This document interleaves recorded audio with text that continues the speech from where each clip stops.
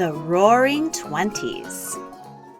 The 1920s, a decade of great change, new freedoms, economic and technological boom, cultural and artistic dynamism.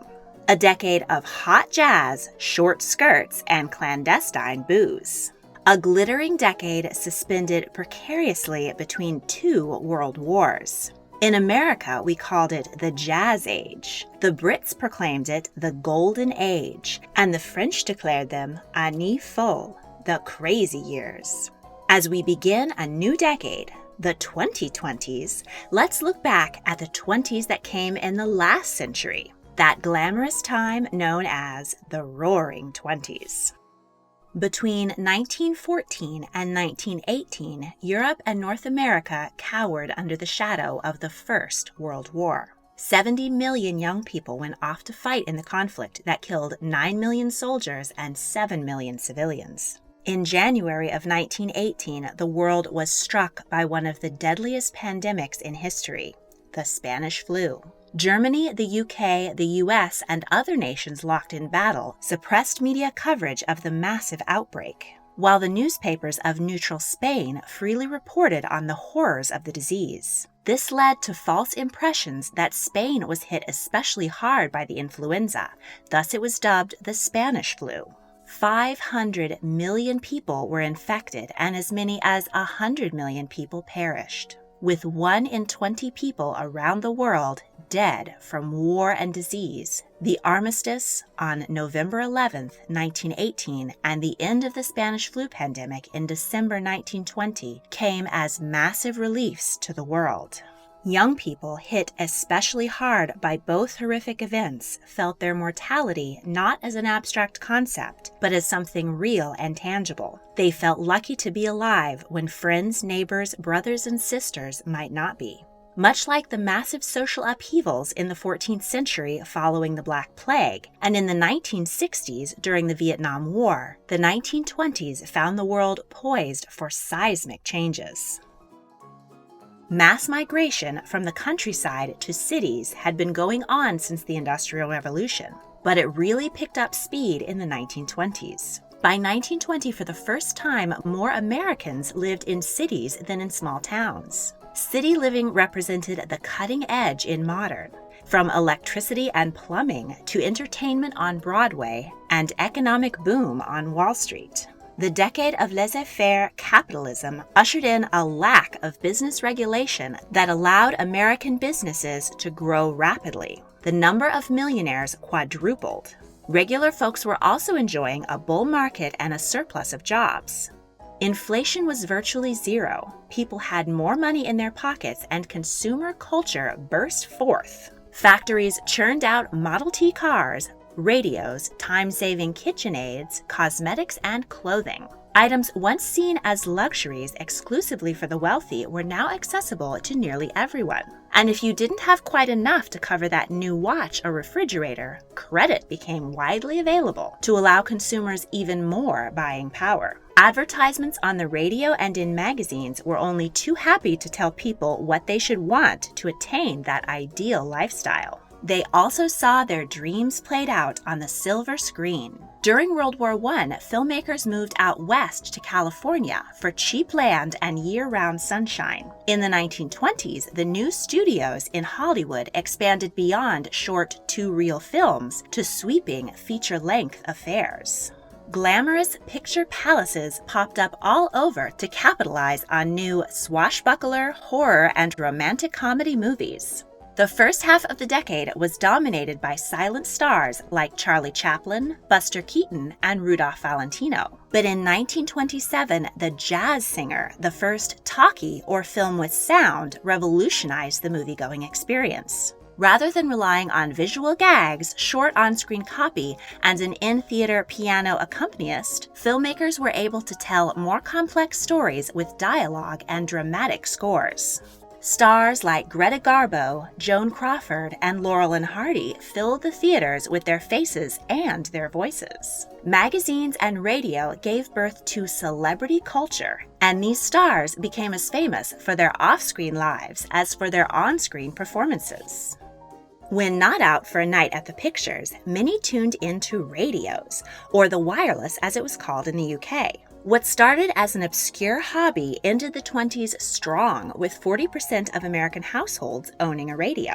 In 1922, the British Broadcasting Company, or BBC, was founded.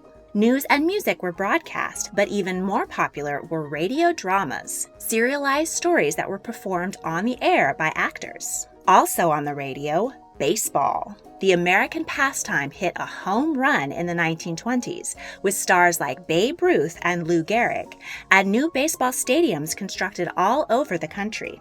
Probably the biggest celebrity of the decade was Charles Lindbergh, who became an international sensation in 1927 when he flew from New York to Paris nonstop in his single-engine airplane, the Spirit of St. Louis. 6 people before him had attempted transatlantic flights and had all failed and died in the effort. Lindbergh embodied the decade's hopes and dreams of pushing the limits and taking humanity to new heights. By the end of the decade, most American homes had electricity, and half of American families owned a car. The government invested heavily in roads and bridges to knit the country together, and the vacation became attainable to average folks who traveled around sightseeing and supporting the burgeoning tourism industry. But the 1920s wasn't so swell for everyone. Germany was in dire straits after losing World War I. Following the ceasefire, Germany had a revolution forcing Emperor Wilhelm to abdicate and dethroning the many royal dukes and princes who had ruled the country for centuries. The new Weimar Republic owed a huge war reparations debt to the Allied powers and faced economic crisis and hyperinflation. A loaf of bread that cost 13 cents in 1918 cost 100 billion marks by 1923. The government continued to print money and people burned it because it was cheaper than firewood. This utter financial freefall and hardship allowed fascism to gain a foothold and a young politician named Adolf Hitler to gain power, setting the stage for the Second World War in 1939. Other major world events of the decade include the Irish War of Independence and Irish Civil War, resulting in Southern Ireland becoming an independent country in 1922. The same year, fascist leader Benito Mussolini took over Italy. Russia, newly communist following its revolution, faced a devastating famine in 1921 and 22. And civil war broke out in China in 1927, resulting in the country becoming communist in the 1930s. In America, the extreme patriotism and isolationism that was fostered during World War I resulted in a lot of racism. The Immigration Act of 1924 placed restrictions on immigrants from Eastern and Southern Europe, Asia, Africa, and Latin America. In the early 1920s, the Ku Klux Klan hit its height, with 5 million members across the nation. The increase in discrimination and violence forced many Black Americans to abandon the South and move to northern cities like Chicago and New York. Harlem, the neighborhood in Manhattan above Central Park, became a mecca of Black culture. Writers like Langston Hughes, W.E.B. Du Bois, and Zora Neale Hurston rejected prejudice and stereotypes and celebrated African American culture and experience in what became known as the Harlem Renaissance. American dancer, performer, and activist Josephine Baker immigrated to Paris and became a sensation. Her sensual style was eagerly followed by the French and Americans back home. And jazz, the new, hot, and uniquely American musical art form, could be heard throughout Harlem and the world.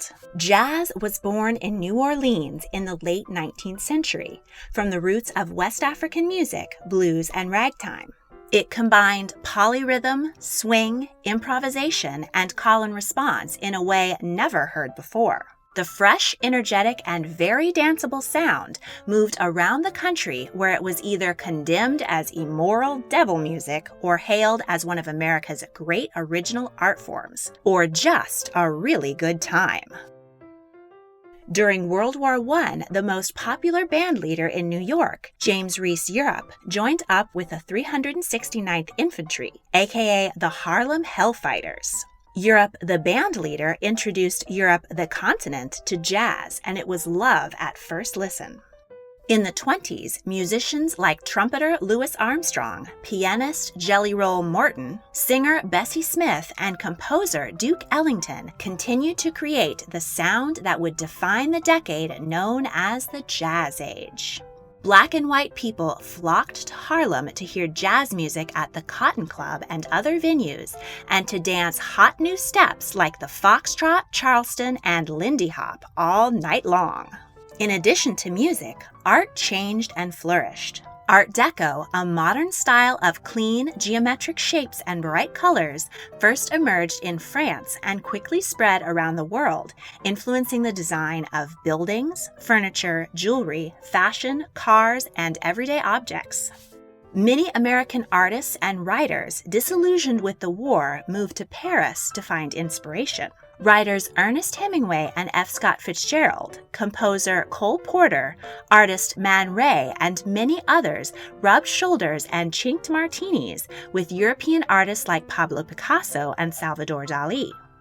Writer, connoisseur, and den mother Gertrude Stein dubbed the collective the Lost Generation.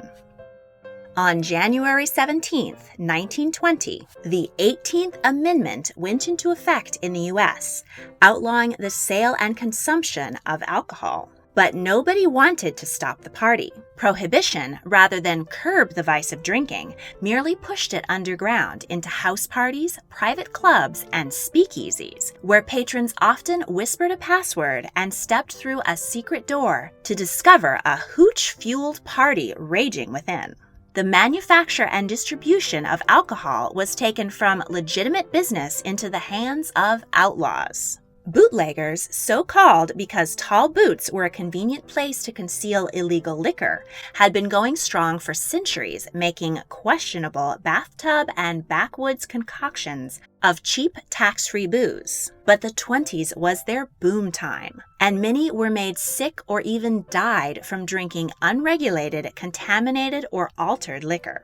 Rum runners smuggled rum from the Caribbean or whiskey from Canada. Captain Bill McCoy became famous for never watering down or altering his rum, and the term "the real McCoy" became slang for a genuine quality. And gangsters ran speakeasies and lines of distribution, keeping the whole country knee-deep in giggle juice, all the while fighting viciously over territory. One of the most famous crime bosses of the day, Al Capone, aka Scarface, orchestrated the Valentine's Day Massacre, in which 7 gang rivals were shot dead in broad daylight, making Capone public enemy number 1. At first, prohibition reduced the consumption of alcohol to about 30% its previous level. But in short order, more and more people found their way around the law, and drinking was back up to 70% what it had been. Even Presidents Woodrow Wilson and Warren G. Harding kept large stockpiles of alcohol in the White House. The 18th Amendment was an unenforceable law, and it arguably created more problems than it solved. In 1933, the law was repealed, and once again, anyone over the age of 18 could legally buy a drink in America. Across the pond in the UK, the drinking never stopped. The post-war economic boom was especially good for the upper class, and for young people called bright young things, the party raged. Nightclubs, jazz clubs, and cocktail bars flourished. The brightest young thing of all was Edward, the Prince of Wales, who could party and drink with the best of them and had a slew of glamorous mistresses. The most notable in the 20s was Miss Frida Dudley Ward. Women were finally free to party with the boys. In the 19-teens, many countries around the world finally gave women the right to vote. Canada in 1917, Britain and Germany in 1918, and the US in 1920. Women also began to enter the workforce in greater numbers, though their positions were primarily limited to nursing, manufacturing, and secretarial work. Birth control in the form of diaphragms and condoms were becoming more popular and allowing women to postpone marriage and children. Single young women abandoned the restricting corsets and long skirts of the past in favor of more comfortable and scandalously short skirts and trousers. These trend-setting women, known as flappers, cut their hair short and wore makeup. They reveled in a variety of pleasures deemed unladylike, such as drinking, dancing to jazz, swearing, smoking, driving, and casual sex. Wives and mothers found their lives were also made easier by new labor-saving devices like washing machines and refrigerators, which gave them more free time than ever before. Their children were also better educated, as both the US and the UK made education for children compulsory and free. In 1925, John Scopes was prosecuted by the state of Tennessee for teaching evolution in his classroom. It became the trial of the decade, with the world looking on and having to decide for themselves if they supported Christian fundamentalism or modern science. Scopes lost the trial and was fined $100, but his real goal was to get the country talking, and in that sense, he won. During his inaugural address in 1929, Herbert Hoover repeated the common belief of the day that Americans were on their way to riches. And with the stock market bubbling over, who could argue? But in October of that year, inflated stock prices were punctured when investors rushed to sell their stocks in a panic that became known as Black Tuesday. More than $30 billion in paper value vanished in the crash. Vast fortunes and modest life savings were gone in a flash. And Americans didn't suffer alone. Much of the world was affected by the crash in 1929. In the UK, coal had been depleted by the war, and more coal was being imported than mined. That, coupled with out-of-date manufacturing techniques and reintroduction of the gold standard, led to economic depression. After the non-stop knees-up of the 1920s, the world was in for a very dark decade in the 1930s. So raise a glass to the new decade about to dawn. Let's hope it has none of the racism, fascism, and economic collapse, and some of the glitz, glamour, and progress of the golden 1920s. If you enjoyed this video, please like, subscribe, comment your thoughts, and check out my other royal history videos. If you really want to help, please consider supporting me on Patreon. A link is in the description. Thank you for watching.